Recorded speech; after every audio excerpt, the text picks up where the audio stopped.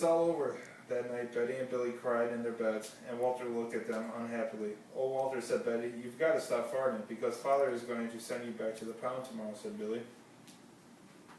See the dog farting? See the little cloud? Walter knew how serious the situation was. He'd never see Betty and Billy again. He resolved to hold in his farts forever. When Betty and Billy fell asleep, he walked down to the kitchen to see if there was anything around to eat. He managed to open the cupboard with his nose and found a 25-pound bag of low-fart dog biscuits.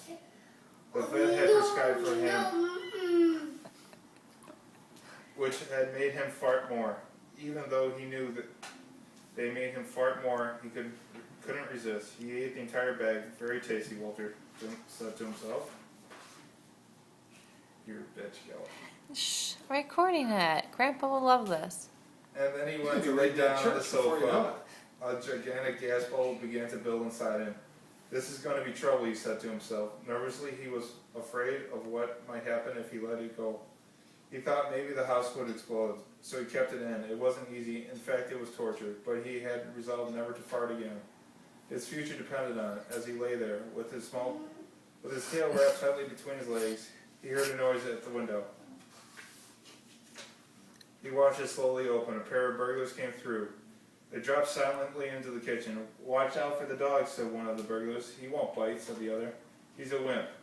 Walter might have bitten them, except he was so filled with gas he couldn't move. They tied a rag around his mouth so he couldn't bark. "Okay," whispered the first burglar, "let's clear the place out."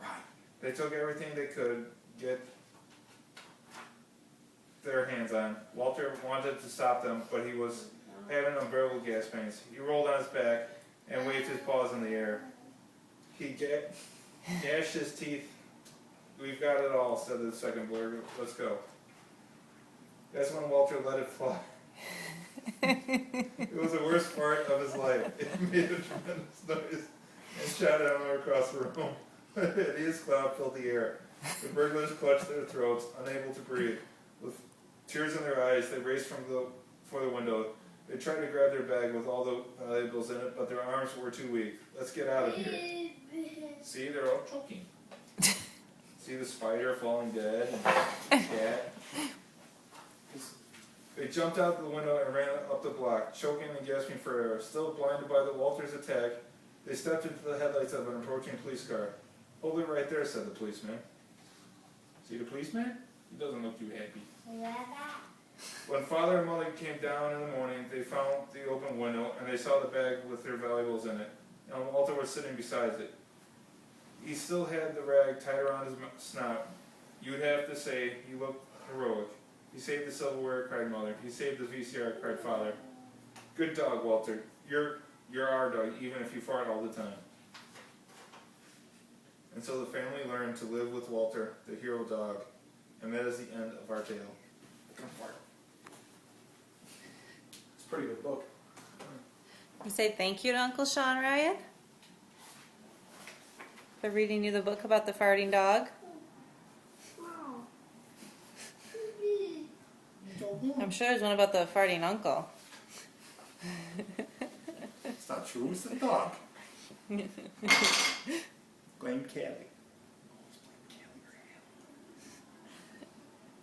You just call her Callie? Their dog's name's Callie. Oh! Alright, say bye. Thank you. Say bye, Ryan. Oh, you gonna hold that? You gonna drink it?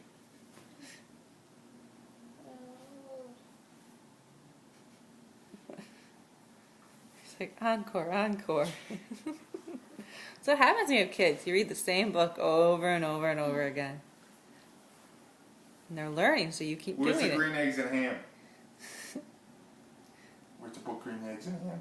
Same I am. I think Grandpa wants to read that to him.